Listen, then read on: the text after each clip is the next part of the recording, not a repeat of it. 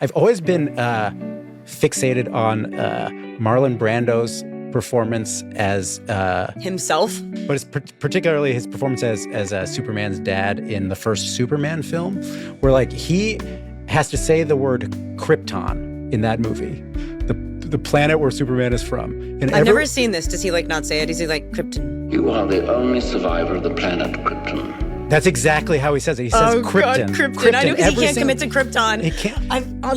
I can picture this, and I've never seen the movie. He says Krypton, though, and everyone else in the movie says Krypton. And I'm sure at some point somebody's like, Marlon, it's actually pronounced Krypton. And then I brought this up.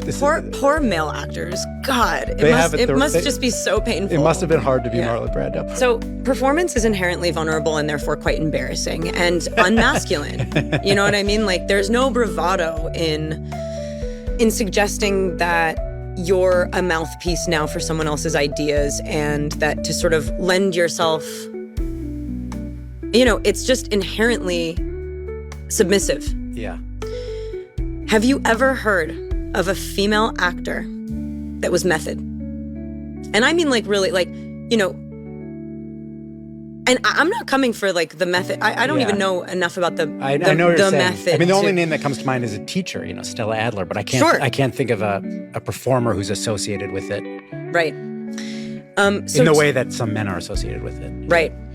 Men are aggrandized for retaining self. That was like, he's been really like, he sounds like a hero, doesn't he? Yeah.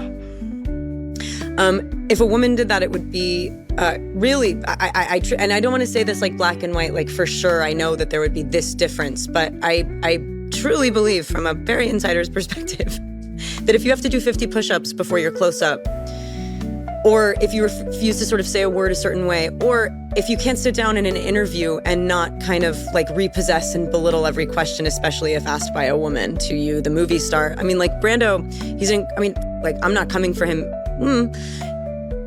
Incredible performer. There's a kind of like really common act that happens before the acting happens sometimes on set. Not only does it waste time, it draws attention, it siphons. And look, I get it, sort of if it makes everyone stand at attention and sort of,